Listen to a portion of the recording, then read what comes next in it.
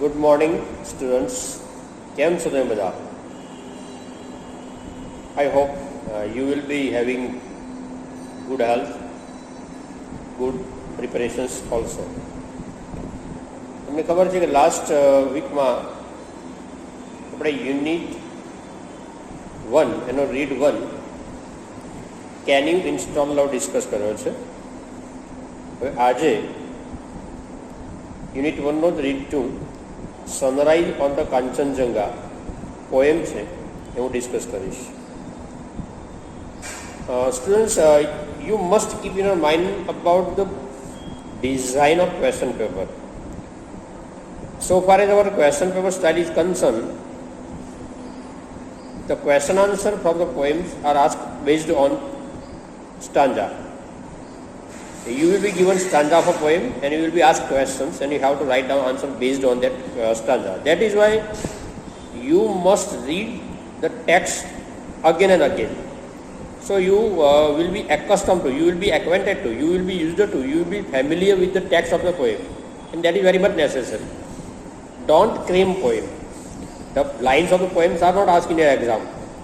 You will be asked question answer based on the poem, and that is why you must be familiar with the theme of the poem, that is central idea of the poem, the glossary of the poem, and the description of the poem also. So after my discussion, I think you should read the poem twice or thrice. That means 3 થી 4 વાર વાંચી જાઓ. So the core idea will be in your mind. That is why what happens, we generally ignore the question of the poem. We think that it's very hard. Not, dear friends, it's not that much hard. The weightage of the poem is 5 marks. The question will be asked for 5 marks. That is why don't ignore it. Each and every mark counts in your exam. That is why you must be very prepared. You must be very attentive and you must be very careful for the preparation. So let's start the poem. Read it to Sunrise on the Kanchenjunga. The name of the poet is A. Christina Albers. Sunrise on the Kanchenjunga. First of all, I would read the poem. Okay. The vapor rise to the morning skies, clad in the purple glory, while the love light glows on the eternal snows upon the summits hoary. And the Himalayas queen, calm and serene, returns the heavens greeting in robes of white, bath in golden light, where earth and sky are meeting. And the morning dews and mellow hues paint her cheeks with fairy fingers, while over the rills and the sun-kissed hills the love light gently lingers.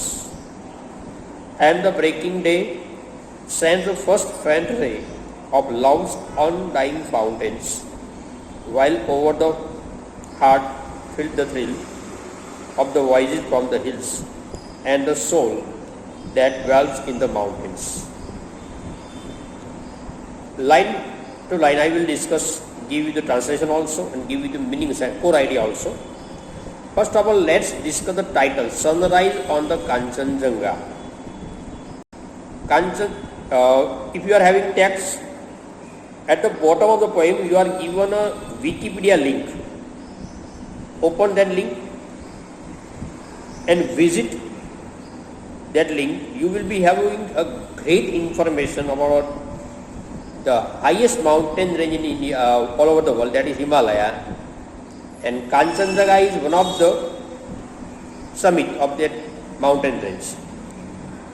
તમને ખબર છે વિશ્વની સૌથી ઊંચી પર્વતમાળામાં આપણી ભારતની પર્વતમાળા Himalayan range છે. હિમાલય પર્વત નથી, રેન્જ, અને એનું એક શિખર છે કાંચનજંગા. એના પ્રેમમાં આ પોએટ સરસ ડિસ્કશન કરી રહ્યા છે. To the vapor rise to the morning skies, clad in purple glory, while the love light glows on the eternal snows upon the summits hoary. તમે ટેક્સ્ટ બુક જોડે રાખજો. હું લાઈન ટુ લાઈન જ્યારે discussion કરતો હોઈશ ત્યારે તમને કેટલાક વર્ડ્સ ગ્લોસરી વોકેબ્યુલરી આપતો રહીશ અને બહુ વખત તમે ટેક્સ્ટમાં જ ત્યાં લખી રાખજો, જેથી તમે વાંચતા હો ત્યારે તમને સીધે સીધા આઈ કોન્ટેક્ટ થાય અને તમારે ક્રેમ ન કરો, ભાઈ યાદ ન કરો, તમે વાંચો ઓટોમેટિક યાદ થઈ જાય આનો મિનિંગ આ છે. કે લાવ ડિક્શનરી લઈને વેટ ગોફારી કોઈને આવડવાનો નથી, પણ યાર તમે એને વાંચતા હોય તમારી નજર પડશે તો ઇઝીલી તમને યાદ રહી જશે. જોઈએ the vapour rise to the morning sky. હવે તમને ખબર છે હિમાલયન પર્વત રેન્જ બરફથી આચ્છાદિત છે, ચારે બાજુ શ્વેત શિખરો જોવા મળે, તમને શ્વેત પર્વતમાળા જોવા મળે. આવા કોઈ પણ માઉન્ટેન રેન્જ એમાં પણ હાઈ હિલ એરિયા હોય જ્યાં આવું સ્નોફોલ થતો હોય ત્યાં વહેલી સવારનું દ્રશ્ય અદ્ભુત દ્રશ્ય હોય છે અને એ દ્રશ્યનું વર્ણન અહીંયા કરવામાં આવ્યું છે. સવાર થતાં શું થાય છે? The vapour rise. વેપર એટલે ભેજ, વેપર રાઇઝ ભેજ હવામાં ઉપર જાય છે. રાઇઝ રોઝ રાઇઝન વર્બ છે, રાઇઝ ઉગવું, રાઇઝ રોઝ રાઇઝન, પણ અહીંયાથી ઉપર જવું. સવાર થતાં જ ભેજ ઉપર જાય છે ટુ ધ મોર્નિંગ સ્કાઈઝ. તમે કોઈ વખત કોઈ હિલ સ્ટેશનમાં ગયા હો, કદાચ ન ગયા હો, તમે આ લિંક પર જશો તમને ખ્યાલ આવશે. સવારમાં ફોગી વાતાવરણ હોય છે, બધી બાજુ ધુમ્મસ હોય, વ્હાઈટ સૂર્યપ્રકાશ આવે ને ધુમ્મસ પીગળીને ઉપર જાય આકાશ તરફ, બસ એ જ છે. The vapour rise to the morning skies. અહીંયા સ્કાઈઝ એટલે સ્કાય છે, સ્કાય એટલે આકાશ. સ્કાયનું બહુવચન નથી, પણ જેને રાઇમિંગ વર્ડ્સ કર્યા છે પોએટ, રાઇઝ અને સ્કાય. યાદ રાખજો, આપણે એક્ઝામ્પલ આવે છે, give 2 or 3 rhyming word from the poem. The first example is rise and skies. Rhyming word મતલબ જેનો ઉચ્ચાર સરખો થાય છે તે. Clear? The vapour rise to the morning skies clad in purple glory. Clad એટલે લખો વીંટળાવું, કવર કરવું. આ વેપર કેવા કલરની છે? Purple colour. પર્પલનું ગુજરાતી નહીં આપીશ, you must be family with the purple. Clad in purple glory, purple કલરનું દેખાય છે આ ભેજ. While the love light glow. આવું ક્યારે થાય છે? ભેજ ક્યારે જાય છે ઉપર? તો લવ લાઇટ ગ્લોઝ, પ્રેમાળ પ્રકાશ ચમકે છે. હવે કોનો પ્રેમાળ પ્રકાશ છે? તો વહેલી સવારે. સવાર ક્યારે પડે છે તમને ખબર છે? રાત ક્યારે પૂરી થાય છે? તો સૂર્યના કિરણો આવે છે.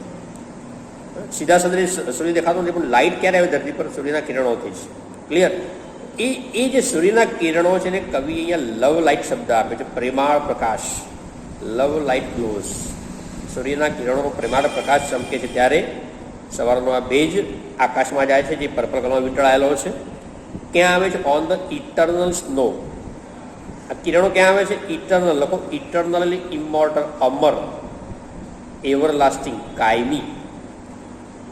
તમને ખબર છે હિમાલયના પર્વત શિખરો પરનો બરફ એ અમર છે, હિમશિલાઓ અખંડ છે, વર્ષો વર્ષ એના પર થરના થર જામતા જાય છે. તો on the eternal snow upon the summits hoary લખો. ઓન ધ સમિટ, સમિટ પર્વત શિખર, હિલ ટોપ.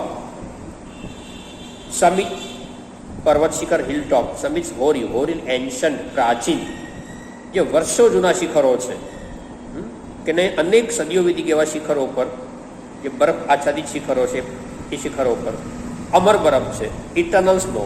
એ અમર બરફ પર જ્યારે સૂર્યના પ્રેમાળ પ્રકાશ, લવ લાઇટ ગ્લોઝ, પ્રેમાળ પ્રકાશ ચમકે છે ત્યારે ભેજ જે પર્પલ કલરનો છે આકાશ તરફ જાય છે. આ એક કુદરતી દ્રશ્ય કરાવ્યું. હવે એને સિમ્બોલિઝમ કરે છે. એન્ડ ધ હિમાલયસ ક્વીન, પર્સોનિફિકેશન, સજીવારોપણ અલંકાર કર્યો છે. હિમાલય માઉન્ટ પર્વત શિખર છે, ઉન્નત પર્વત, એની રાણી. The Himalayas queen calm and serene. હિમાલયની રાણી. ધ્યાન રાખજો, હિમાલયસ ક્વીન કાંચનજંગા છે ને, હિમાલયન ક્વીન એવું સિમ્બોલાઇઝેશન કર્યું છે અહીંયા. પર્સોનિફિકેશન મતલબ સજીવારોપણ અલંકાર. તમને ખ્યાલ જ ગુજરાતીમાં હશે, ઇંગ્લિશમાં આપણે કહેવાય છે પર્સોનિફિકેશન. એન્ડ હિમાલયસ ક્વીન, હિમાલયની રાણી, કામ એન્ડ સિરીન, જે શાંત છે, સિરીન ધીર ગંભીર છે. લખો કામ એ શાંત, સિરીન ધીર ગંભીર છે એવી રાણી.